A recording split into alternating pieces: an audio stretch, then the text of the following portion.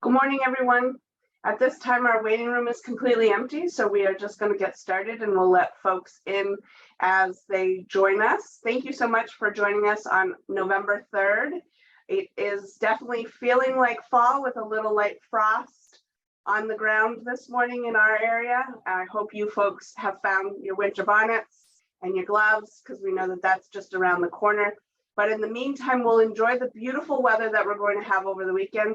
We'll get outside and we'll check out those leaves and maybe hike a trail or two. And I hope that you folks are doing the same thing. We are joining everyone today on our monthly office hour. So we host an office hour at the beginning of the month.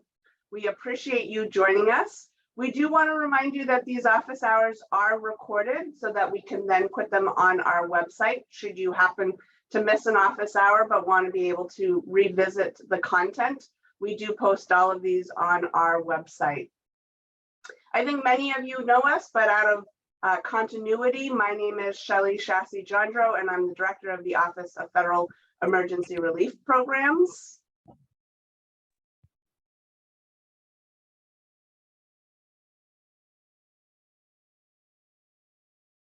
Sorry, I was looking at the participants, making sure there wasn't anyone else that needed to be let in. My name is Monique Sullivan, and I am the ARP coordinator. Good morning, I'm Karen Kusiak, and I coordinate the CARES and the CRISA program. Good morning, I'm Kevin Harrington, and I'm the Gear and EANS coordinator. And Maisha Asha, our Federal Fiscal Coordinator, is out today, but she does support all of our fiscal stuff of our house. Good morning, I'm Robert Palmer, and I'm the Procurement Analyst for EANS, or as I like to say, Kevin's babysitter. Good morning, I'm Deanna Roberge. I'm the Management Analyst for ESER funds, ARP funds.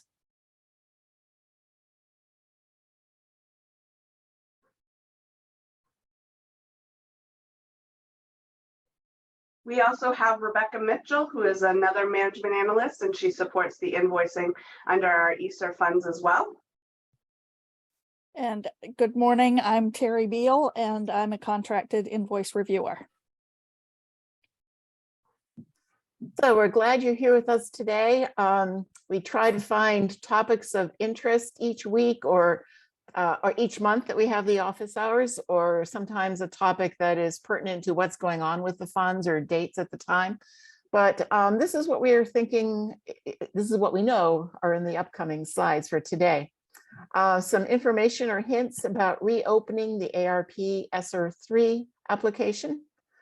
Some definition and discussion of the difference between stakeholder consultation and public comment.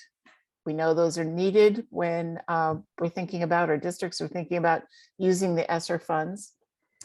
Some subtleties about ways to invoice or what's allowable for subscriptions, licenses, and warranties, thinking about the duration of the funds.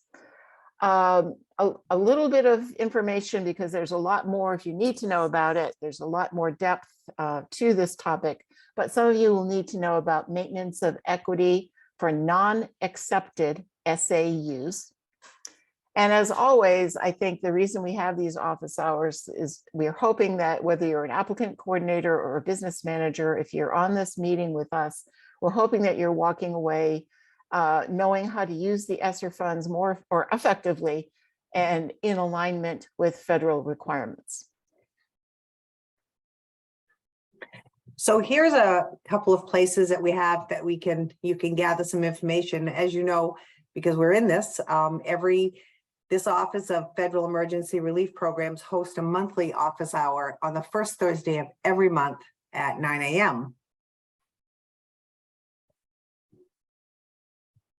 We also have a newsletter, and it's the Office of Federal Emergency Relief Programs, and they publish that newsletter every month. Lots of good information there. You need to look at those. And for those of you who have been joining us before, this timeline, this table is very familiar, but it's a way to highlight the timelines of the various funds.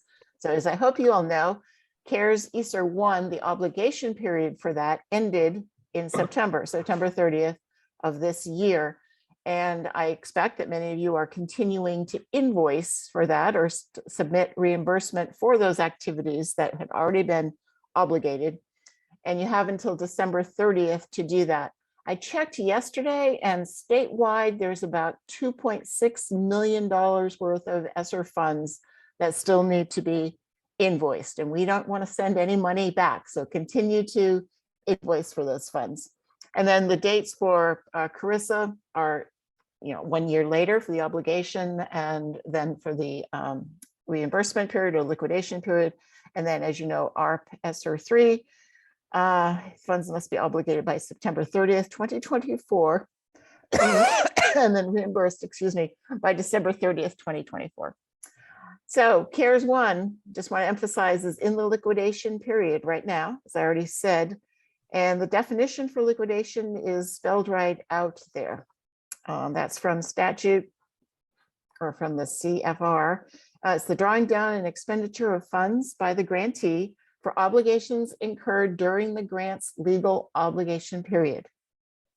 Timely liquidation occurs during the legal obligation period on and through the first 120 days and after the final day of that period. So as you probably remember, these funds all started back, I think or you could have started to obligate for activities back in March 2020. It's either the 13th or the 15th. So that's what the beginning of that period is. And now we're starting to get towards the end, and we are at the end for our CARES. Unless it's extended, I'll read the last phrase, or an extension of the period by the U.S. Department of Education. So recently I was given the task to get all the contact information for the SAUs that are non-accepted for maintenance of equity and must follow the maintenance of equity requirement. And we sent out the emails. I gathered the contact information. Largely the ones from GEMS were not always up to date. So we got superintendent's information from NEO, business managers information from NEO. Those were accurate, but sometimes a superintendent had changed, and we got that. But in the GEM system or the grant management system, we still had the old superintendent's email. So, or also a business manager's name might have been there, and that person has moved on, or you've shifted responsibilities within your district. So for whatever reason, we thought there'd just be helpful to have, I thought it would be helpful to have a quick reminder about how you can change the contacts for the GEM system, for the grant management system.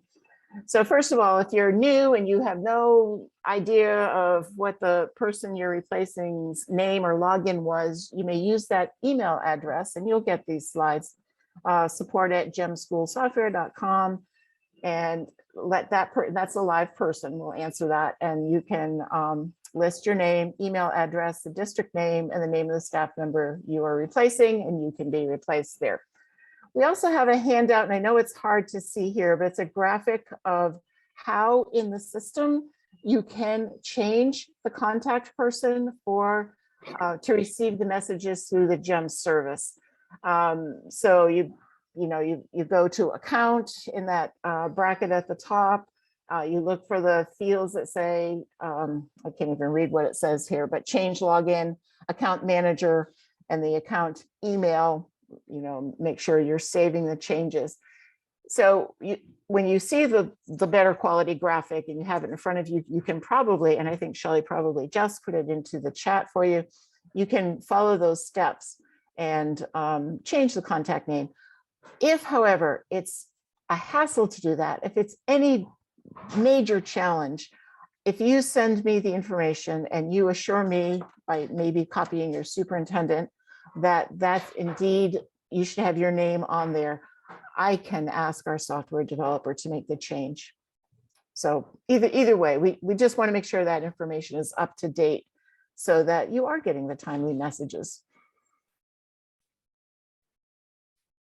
Thank you. Okay, and just as a reminder, again, going back to the purpose of this meeting, always is to make sure you're using these funds effectively and in compliance.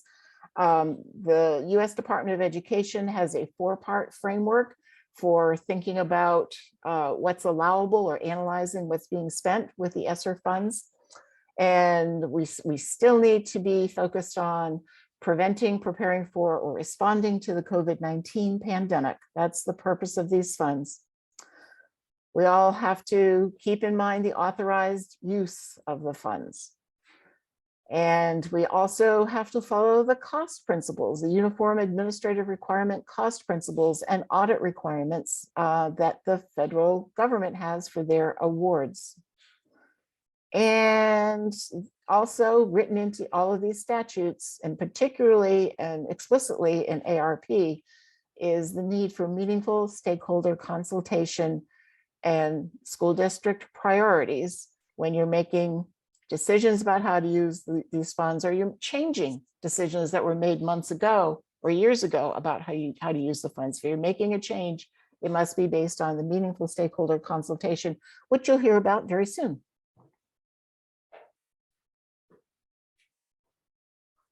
Well, good morning again. I just wanted to make one little comment about the liquidation and obligation for CARES and then for the CRISA and ARP. I recently had a conversation with a school district that it was an assistant superintendent. He informed me that he had until December 30th to spend his funds. And I said, well, let's just make sure we're clear about that. Spending your funds, they have to be obligated. You have to have already accrued that cost. You have that cost, and you have until from October 1st until December 30th to actually pay the bill and then receive reimbursement from the DOE. So I just want to make sure that there might have been some information that got at a quick glance, it made it look like obligation is the same as liquidation, but I just want to caution that it's not. And like I said, I just had a recent conversation with the district last week about that. So, and one of the things that Karen mentioned is that a lot of these office hours are based on situations or conversations or issues that have come up in our review of ESSER applications and our management of the funds at the SEA level. So a lot of this is coming from discussions or conversations we've had with SAUs. So these are just, I've been putting this in when people are asking to reopen their ESSER 3, especially the ARP ESSER 3 application. I get anywhere between 10 to 20 requests for reopenings every week. And so there's a lot of applications being reopened. So this is just kind of a reminder. The review timeline is 2 to 3 weeks. No invoices can be processed while the application is in open status. All revisions must align to meaningful stakeholder consultation and SAU priorities. I know there's a lot of change happening in districts. We've had a lot of superintendents move or come in and they're new or they don't necessarily know. So I really want to really, have anybody who's new to a district and starts wanting to make changes to their ARP ESSER 3 application, make sure that your changes align with whatever your stakeholder consultation was and also your SAU priorities. The application in GEM must be publicly available, which some districts also use their use of funds plan. Sometimes they're interchangeable depending on what information you use to post on the website, but it has to be publicly available. So if you're, go back to step 3, if you're making changes to your GEM application and it doesn't align with what is posted on your website, then you need to make that alignment happen. And then that use of funds plan also needs to be available throughout the period of the ARP ESSER 3 period of allowability. So for example, I've gone in and done some spot checks and I can't even find the use of funds plan. I can't find anything. So it always has to be available. And then this is another piece that's been coming up. We are having districts that are realizing that they may have built a project back, a year ago this time, and they realize that they didn't spend any of their money or they didn't, and they don't need it anymore. So you can move funds around and in between projects, but you cannot delete any approved projects. So if you had an approved project and you want to delete it, You can zero out the budget, but don't delete the project because we're finding that it is causing issues on the invoicing back end. And we need to make sure that we keep all documentation of anything that happens to do with ARP or even the ESSER funds. And you can reach out to me directly if you have questions about how to move money or not move money or like reallocate funds to different projects, because there's also a few more nuances that I can talk to you about that as well. And it's really essential that throughout the period of allowability, this is also for ESSER 2 as well, that all projects must prepare for, respond to, and or prevent COVID-19. All projects must be reasonable, necessary, and aligned to an allowable use. And we really stress the reasonableness and necessariness because I think most of you have been really good about being able to relate it back to COVID. But at this point in where we are in the pandemic, the reasonableness and the necessity may be more of the question more than the allowable use. So that's something to think about. Also, as we move further away from the emergency of the pandemic, the tie to COVID-19 is essential. So if you're building a new project right now that is about physical distancing, and that's not a requirement anymore, it's not required by CDC, we're not in a state of emergency, that's going to take a little bit more connection. It may not be as readily acceptable as it was like last year or even 2 years ago. So think about that if you're deciding to create new projects. It's also recommended that based on what we're seeing is staffing shortages and supply chain issues, that we really recommend that you try to be over your 20% reservation, because we would hate for a district to be out of compliance because they didn't meet that 20%. And then lastly, the returned in-person instruction plan must be accessible to the public. I know it may not seem that relevant at this point in the time, but it is still a requirement that's set out not only in the statute, but also in the IFR. And this plan must also be reviewed every 6 months. And again, the reason why I'm putting this out here is because when we do checks, we're finding that a lot of these things are not accessible. The two plans are not on all the websites we look on, they're not all that easily accessible.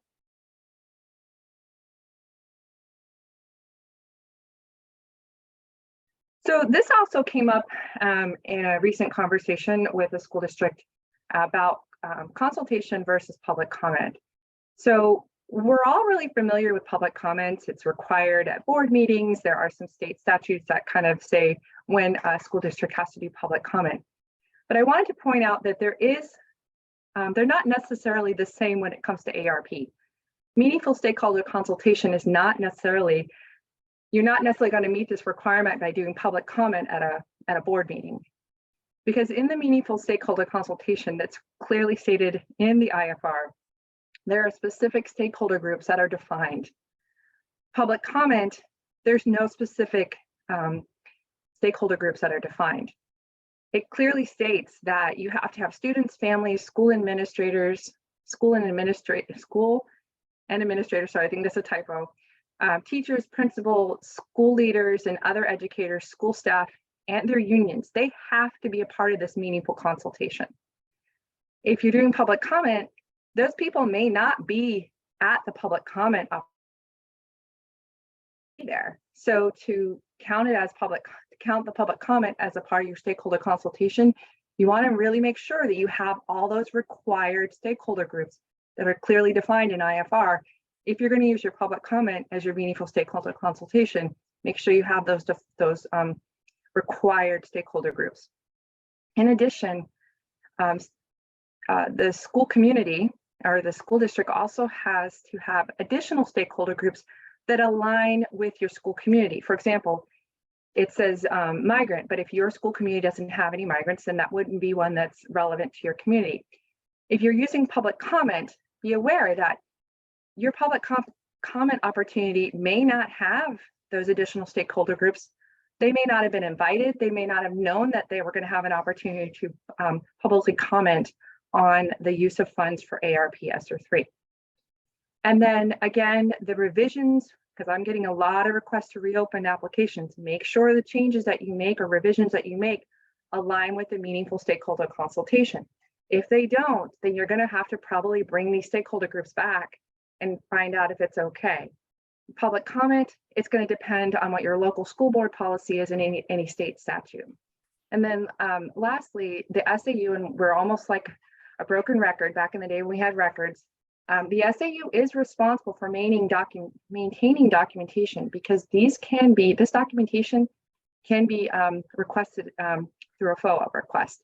So it's just things to think about when you're making sure that you're getting that meaningful stakeholder consultation.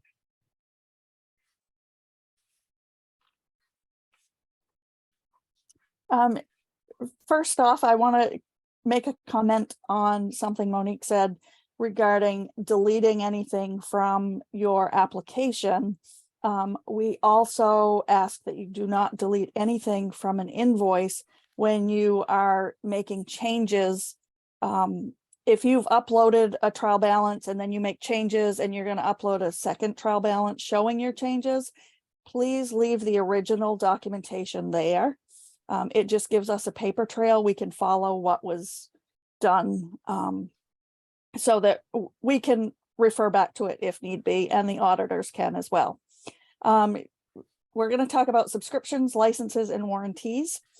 This has been a common issue most recently. Any services covering multiple fiscal years, such as warranties, maintenance plans, and software subscriptions, must be prorated and can only be charged to federal funds for the cost amount during a grant's period of allowability. And this is coming up because ESER is a multi-year grant. Most of grants previously, your local entitlement and Title I, Title II, they're all single-year grants. And your invoice billing periods cannot span over multiple fiscal years. So some guidelines, costs for licenses and subscriptions that are included in the receipts in various ways, and whether it requires to be prorated or not will depend on how it's presented in the receipt. If it's a license that's included in the purchase price, meaning it's not itemized out with the length of the license and a separate fee, it doesn't need to be prorated. It can be approved as part of the Chromebook or product purchased. If it's not bound by time, for instance, 2-year, 3-year subscription, the payment can be processed as long as it is requested as purchase services. All licensing needs to be submitted through purchase services. The reason for this is because there's no concrete time to align the proration to, which is why if it's not bound by time, you don't have to prorate. And then for perpetual licenses, if you do not need to return the devices at the end of the ESER program, you don't have to prorate the perpetual license. If, however, a new version of the software comes out before the ESER program is over, you would need to prorate that cost should you decide to purchase it. And then budget versus expenses. Reimbursement requests should match with the approved application. Expense category in the reimbursement request should also match with the category it is posted under. And an example shown here is we have 4 entries that are posted to salaries and benefits, but in the invoice that came through, they were requested under purchase services. So if you're posting to salaries and benefits, you have to request under salaries and benefits. If you're posting to purchase services, you have to request under purchase services. Those account lines have to match.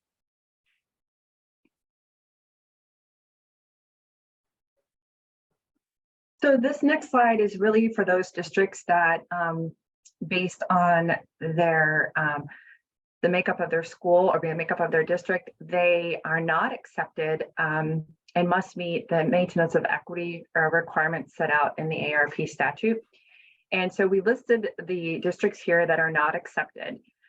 So if you don't see your name or if you don't see your district on this list, you can just take a little break for a second while we go over this. So we're just reminding districts that if you are not accepted and you have to meet MO equity, you were sent an email on Monday about the next steps for this requirement. And that survey or that form is going to have to be filled out by November 23rd. And then we are going to take all that information, and we are required, the SCA, the State Educational Agency, is required to be able to meet our responsibilities for MO equity. We have to post all this information on our website, the OFERP's website, by December 31st of this year. And just, you don't need to go back, Shelley, but that's why when Karen opened up and mentioned that the GEMS information is so important, is that this letter was sent out to the superintendents, the application coordinators, and the business managers that we have on file, and also cross-referencing with NEO. So if you didn't get a letter, or if your district didn't get something, or this is kind of, you're not really familiar with this, reach out to Shelley, me, or Karen. We're kind of working together on all the MO equity requirements. And then again, it's just to give you just a little bit of transparency about MO equity. It's really to make sure that schools that are in districts that have to meet the maintenance of equity requirement, that they're maintaining equity for their high poverty schools. I'm not going to read all these. I think, we've talked about it before, but there are requirements for FY22 and requirements for FY23. And it's, making sure that there's no aggregate reduction for your high poverty schools in the SAU that is not accepted. There's also a per pupil requirement or funding requirement, and then there's also an FTE. So it's two-part. It's two-parts, which sometimes can be a little confusing for districts, but we are here to help. And we are offering kind of an office hours where you just come in if you need there's no set agenda to it, but that is next week, I think, right, Shelley? In the letter, you should have gotten an invite to be able, or been able to register for that session. It's on the 8th, November 8th. November 8th.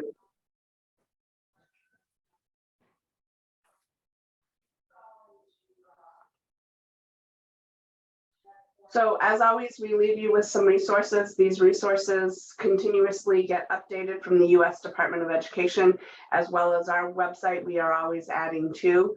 And we are going to stop sharing the screen as soon as everybody's email comes up, and we're going to open up the floor to any questions that you folks may have.